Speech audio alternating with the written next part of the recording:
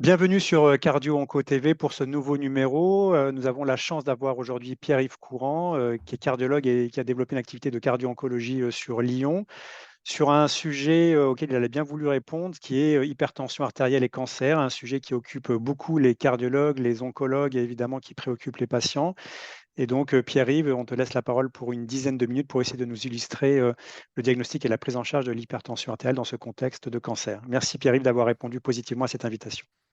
Bonjour à tous et merci de l'invitation, Stéphane. Donc, c'est avec grand plaisir que je vais vous faire cette présentation qui va aborder les grands principes du diagnostic et de la prise en charge de l'hypertension artérielle dans le cadre de la cardio-oncologie. Donc, c'est un élément qui peut être fréquent parce que, comme vous le voyez sur cette présentation, il y a plusieurs éléments qui vont favoriser l'hypertension artérielle. C'est bien sûr les molécules utilisées par les oncologues, chimiothérapie et thérapie ciblée, malheureusement, peuvent avoir des effets off-target qui vont provoquer de l'hypertension artérielle. Dans les autres traitements utilisés pour les soins de support de nos patients, des corticoïdes qui peuvent faire partie de la chimiothérapie ou de la prise en charge de support et les AINS vont pouvoir provoquer eux aussi de l'hypertension artérielle. Et le troisième élément qui n'est pas des moindres, c'est les effets liés au cancer, c'est-à-dire les douleurs chroniques des patients peuvent augmenter la pression artérielle. La diminution de l'activité physique aussi, malheureusement, peut faire le lit de l'hypertension artérielle. Et parfois, l'hypertension artérielle passe au second plan, puisque la problématique se recentre sur les soins oncologiques. Certains traitements peuvent être arrêtés soit de façon non judicieuse ou pour des effets secondaires observés par rapport aux reins ou des troubles hydroélectrolytiques qui vont faire suspendre les traitements antihypertenseurs. Donc tout ça va entraîner une fréquence accrue de l'hypertension artérielle et les chiffres sont quand même relativement majeurs parce qu'on suggère qu'environ un tiers des patients traités pour un cancer présenteraient une hypertension artérielle. Donc le premier élément qu'on va aborder ensemble, c'est quelles sont les principales molécules qui vont être responsables de cette hypertension artérielle. Alors en chef de file, on va mettre les anti-VEGF. Les anti-VEGF entraînent une fréquence d'hypertension artérielle qui peut aller jusqu'à 90%. Il y a deux types d'anti-VEGF. Les anticorps monoclonaux, comme le bevacizumab par exemple, et les inhibiteurs de tyrosine kinase, comme le sunitinib. Ils sont fréquemment utilisés pour les cancers du rein et les carcinomes hépatocellulaires. Les deuxièmes en termes de fréquence sont les inhibiteurs de BTK, qui sont particulièrement efficaces en hématologie pour les syndromes lymphoprolifératifs. C'est l'ibrutinib et l'acalabrutinib. Et ces deux molécules sont surtout suivies pour les problèmes de fibrillation auriculaire, mais la fréquence de l'hypertension est particulièrement élevée et probablement qu'elle favorise la survenue de l'AFA, donc il faut avoir une vigilance particulière sur ce point-là. Les sels de platine, ensuite, c'est quasiment un patient sur deux qui va présenter une hypertension artérielle au cours du traitement. Et là, ils sont utilisés sur des populations très variées, mais notamment, vous voyez, il y a le cancer du poumon, le cancer digestif et urologique, ainsi que les cancers gynécologiques. Ce sont des patients qui ont souvent un risque cardiovasculaire relativement élevé et qui va expliquer la prévalence de l'hypertension artérielle dans cette population.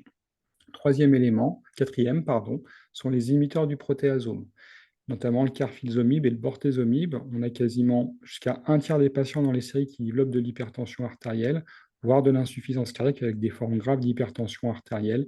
Ça, c'est dans le cadre du myélome.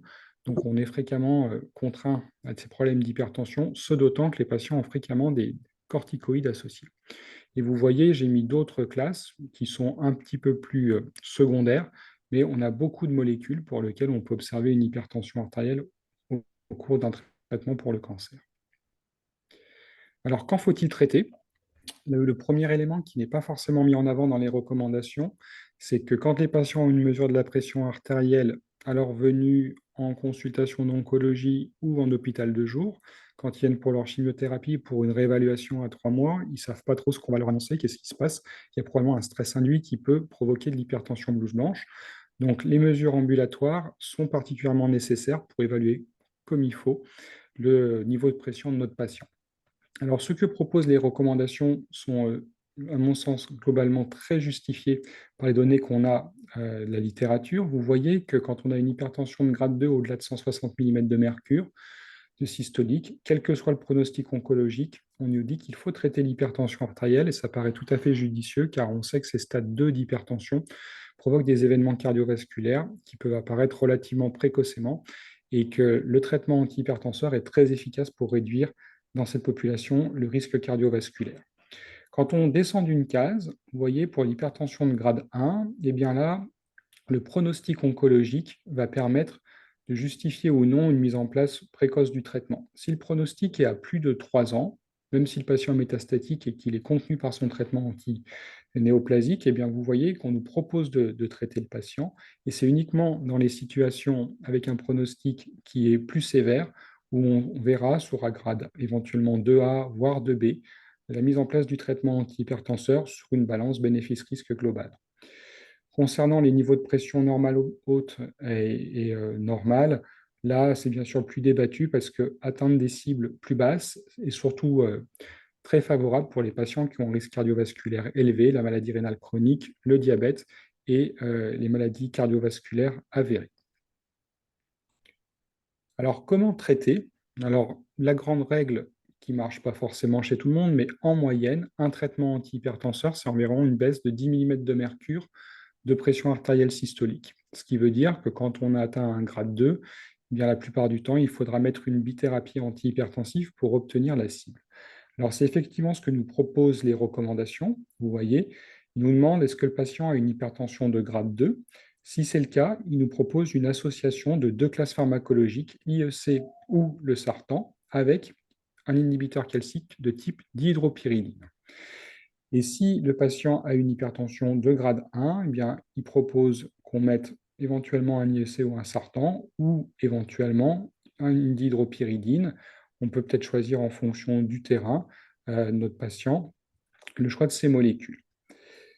Donc, ce qui est très important, vous voyez que sur ces deux principales classes proposées, avant d'aller en dessous, on va dire ce qu'il faut surtout éviter de mettre, c'est les inhibiteurs calciques bradykardisants, le verapamil et le diltiazem. Eux ont de fortes interactions médicamenteuses, et notamment avec des inhibiteurs de tyrosine kinase, ça peut provoquer des catastrophes avec une augmentation des taux plasmatiques des deux molécules, des effets secondaires à la fois cardiologiques et non cardiologiques. Donc ça, on évitera chez la plupart de nos patients, surtout que les indications électives sont relativement rares de ces molécules.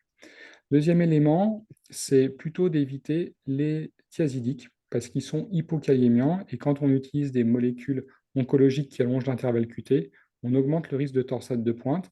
Mais je mettrai un bémol pour cette molécule, c'est-à-dire qu'on peut en avoir besoin et c'est simplement qu'il faudra la manier avec plus de prudence et surveiller la kaliémie. Parce que vous voyez que dans les recommandations, ils nous disent si avec ces deux premières classes pharmacologiques, on n'y arrive pas, on passe au bêta-bloquant, à la spironolactone, voire de façon un petit peu étonnante au nitré. Alors les bêta-bloquants ont un effet hypotenseur qui est quand même relativement modeste, et la spironolactone a surtout un niveau de preuve qui est important quand on a une trithérapie antihypertensive et qu'on n'arrive pas à contrôler notre patient. Donc voici un petit peu les éléments de remarque que je pourrais faire là-dessus. Et donc, sur la cible, ils nous disent la plupart des patients, on les met en dessous de 140 à 90. Et si jamais ils tolèrent et qu'on a potentiellement un bénéfice, on peut aller en dessous de 130 sur 80, notamment si les patients ont un risque cardiovasculaire relativement élevé. Donc maintenant, on va faire une petite pause pour se dire pourquoi finalement les diurétiques, ça va être assez compliqué de s'en passer dans les formes sévères d'hypertension artérielle. Notamment, on va parler spécifiquement des anti-VEGF parce que je vous ai montré que c'est eux qui donnent le plus fréquemment de l'hypertension artérielle et surtout les mécanismes de l'hypertension sous anti-VEGF sont très divers. Il y a des effets directement sur le rein et on voit notamment chez ces modèles animaux que quand on donne un anti-VEGF, il y a une surexpression de ENaC, qui est un canal sodé au niveau du tubule et qui va provoquer de la réabsorption hydrosodée. Donc c'est sûr, quand on voit ça, se dire qu'on se passe d'un diurétique thiazidique éventuellement ou de l'amyloride éventuellement, eh bien, ça va être compliqué de gérer cette congestion liée à la réabsorption hydrosodée, ce d'autant qu'on a des données qui montrent ici en IRM que les patients sous anti-VEGF ont une rétention hydrosodée visible, notamment sous la peau, donc c'est vraiment un des mécanismes qui explique l'hypertension artérielle, et puis on a une activation aussi de vasoconstricteurs. Là, on a l'endothéline, mais on a d'autres mécanismes, et donc finalement, on se dit que l'hypertension sous anti-VEGF est quelque chose de polyfactoriel et qu'il va falloir jouer à la fois avec des molécules qui vont lutter contre la vasoconstriction rénale et systémique, donc les calciques, les IEC, les ARA2, mais qu'il va falloir aussi qu'on lutte contre cette hypertension sensible au sel liée à la rétention hydrosodée par des diurétiques pour pouvoir contrôler l'hypertension sous anti-VEGF. Le dernier élément que je voulais aborder avec vous, c'est est-ce qu'il y a un moment où il faut potentiellement suspendre la chimiothérapie ou la thérapie ciblée?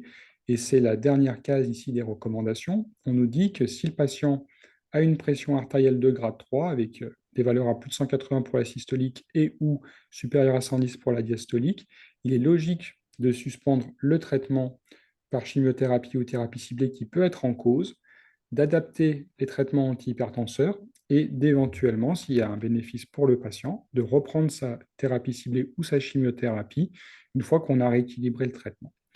Voilà, donc c'était les grands points que je voulais évoquer avec vous et je vais pouvoir repasser maintenant la parole à Stéphane s'il a des remarques par rapport à cette présentation. Pierre-Yves, un grand merci. Des remarques, certainement pas, parce que c'était extrêmement clair, précis et que c'était validé par les recommandations. Il y a peut-être un petit point que tu as évoqué et qui n'est pas très, très bien décrit, à mon sens, dans les recommandations, c'est comment fait-on finalement le diagnostic d'hypertension artérielle dans ce contexte de cancer? Tu l'as dit, il y a plein de facteurs favorisants, aggravants. À quel moment faut-il le faire? C'est systématiquement, il faut rechercher l'hypertension avant l'instauration de la chimiothérapie, ou bien on administre la première chimiothérapie et puis on voit ce qui se passe. Comment tu fais en pratique quotidienne? Alors, il y a plusieurs éléments importants. Je pense que la mesure clinique, elle reste le moyen de dépister les choses. Et c'est vrai que sur une consultation d'oncologie, si l'oncologue dépiste potentiellement une hypertension de consultation, il faut probablement avoir un dialogue dès le début si on utilise ensuite une thérapie ciblée ou une chimiothérapie pro-hypertensive. Et on peut proposer de faire des automesures ou une MAPA avant le traitement s'il y a un doute sur une hypertension non contrôlée de consultation. Donc, je rappelle que les seuils d'automesure, c'est inférieur à 135 sur 85, comme la MAPA diurne, moins de 135 sur 85, et ça permet d'enlever tous les problèmes d'hypertension blouse blanche et d'être sûr qu'on est dans un terrain propice pour aller mettre en place le traitement. Ensuite, au cours du traitement, c'est un peu le même problème, c'est-à-dire que si le patient a une hypertension qui apparaît, je pense qu'on a quand même quelques jours pour faire des mesures ambulatoires et voir ce qu'on fait en termes de traitement. Si c'est vraiment qu'une hypertension blouse blanche, il faut rassurer le patient et l'oncologue en disant qu'on peut continuer la molécule, mais faire un suivi quand même régulier.